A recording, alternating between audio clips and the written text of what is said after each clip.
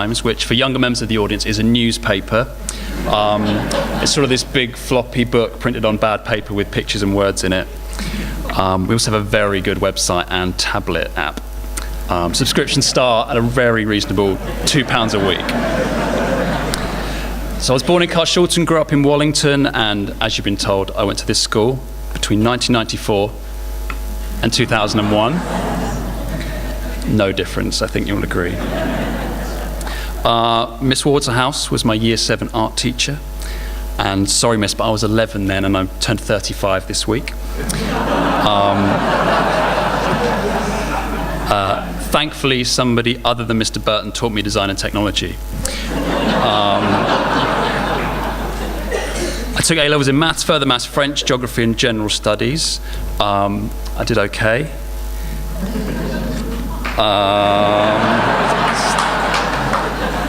It's nothing compared to you lot now, is it?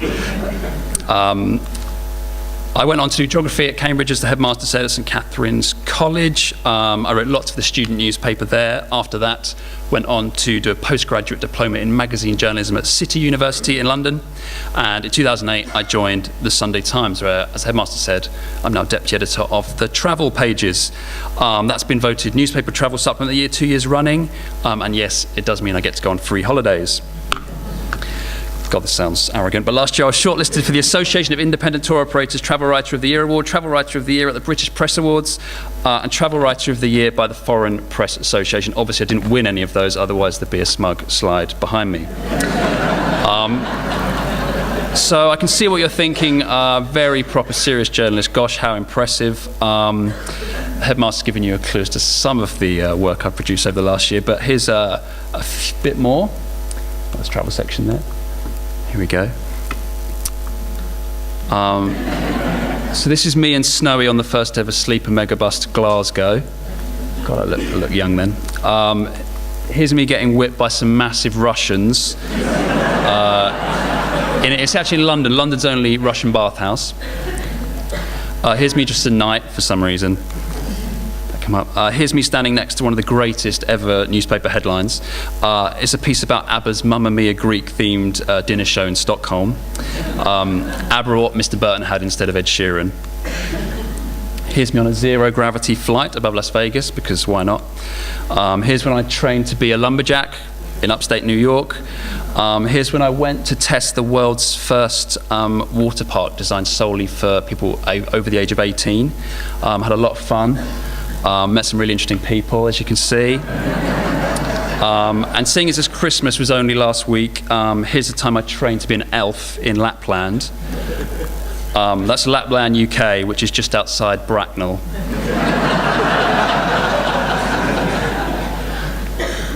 I'm not entirely sure, but I think the headmaster asked me here this evening maybe to give you some clue as how I went from a spotty Wallington sixth former to travelling the world doing stupid things in foreign countries. My line is, and I always say, I've worked pretty hard not to have a proper job, as I can't really claim what I do is a proper job, but I have worked reasonably hard, I think. There's also been a large degree of luck and serendipity and being in the right time at the right place when somebody gets sacked. You may be sitting there with a pretty strong idea of what you want to do after school or university, and that is great. This is a top school, as we all know. You're among the brightest and best in the country, very lucky, and you'll have a great head start for whatever you want to do.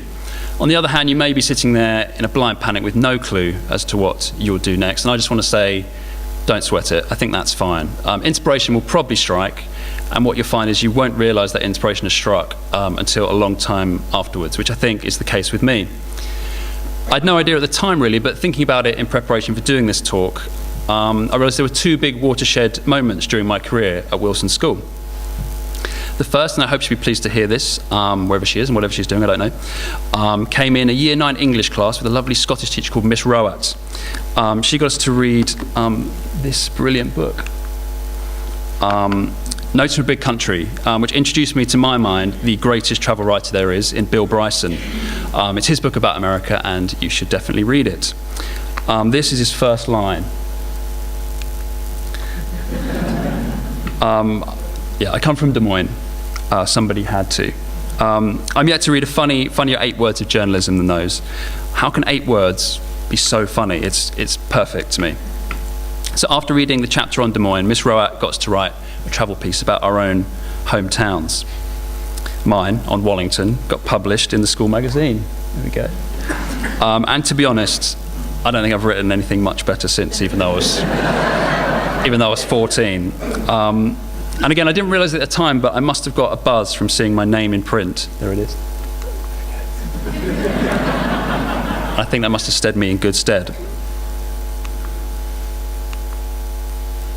My second moment, I have to thank in part Mr. or Major Burton, as some people seem to call him now. In the year 2000, when I was age 17 after lower sixth, about 20 of us went on a school trip to northern India with an expedition company called World Challenge. A fresh-faced Mr. Burton came with us. And there's me.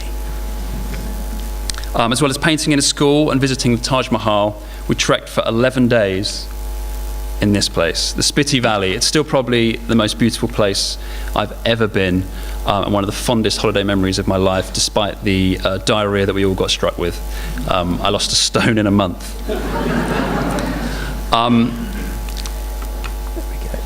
I'd love to go back. I've never quite managed it through work. They're never too keen to let me leave the office for a month to go and walk in the Himalayas. My trip to India was formative, but I don't think in the way you might think. It didn't set me on a path of travelling with a capital T. I, for example, didn't take a gap year after school or university. I think it's where, on interminable, uncomfortable, frankly near-lethal bus journeys, and during long waits in airport terminals and exhausted nights around the campfire, I realised, like with those 8 words from Bill Bryson, that occasionally I could make people laugh. There are jokes from that trip 17 years ago that Mr. Burton and I still text each other, and no, they're probably not repeatable here. I was, probably hard to believe, actually quite shy before that trip to India. And in my mum's words, you came home and you wouldn't shut up. I haven't shut up since, and thankfully the Sunday Times lets me publish my occasionally amusing jokes to 800,000 people every weekend.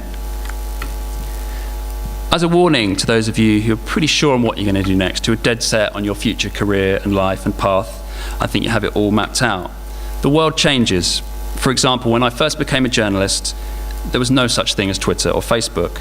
There were no smartphones. It was unimaginable that Russian bots could influence public opinion over Brexit or the American election, that they could be more influential than a newspaper. It was unimaginable that we'd be reading 2,000-word articles on a phone screen on the tube, interspersed with video and interactive graphics. The job of journalist has changed, as will that of doctor, lawyer, teacher, maybe not plumber. We'll always need plumbers. Become a plumber. The trick, if you can manage it, is to be the person to spot the change before it happens, or the person that initiates that change. Hopefully not just to get in first and make the most profit, like Facebook or Google or Amazon or Uber, or, not News UK, sadly, but for the good of others, not for oneself, but for all, as I believe the school motto is, but in Latin. Despite all your achievements and evidence tonight, that stuff really probably won't get taught at school. I'm sorry about that. That's not a reason to worry. Let's get rid of those. Just be prepared for the sands to shift. You'll have to shift with them, and that can lead to all sorts of interesting places, and can be a lot of fun on the way. For example, my job on the Sunday Times nominally is as a travel editor, but yet here's me on Sunday's paper, standing in for the columnist Rod Liddle. I know Clarkson, Liddle, only Little John to go. I'm writing about sexual harassment in the workplace, Dennis the Menace, George Weah, and in fact, this talk I'm giving right now. And yes, it's annoying when the headmaster steals your best joke that you save for the end. But here's me in the Style magazine writing about having my testicles waxed, which was not a career development I ever saw coming.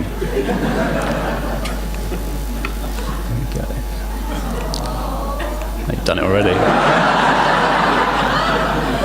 Anyway, and this chap is my son Alistair, who was born 5 weeks and 2 days ago. And trust me, there is nothing, and I mean nothing, you learn in school, university, anywhere, that can prepare you for looking after one of those nutcases.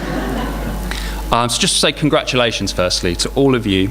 But use your privilege. Don't worry if you haven't yet found your one true path, or if that path makes a few unexpected handbrake turns. Keep your eyes open and your mind open, and keep learning, because there really is a never point there really never is a point where you've learnt it all. But in short, good luck. Thank you very much.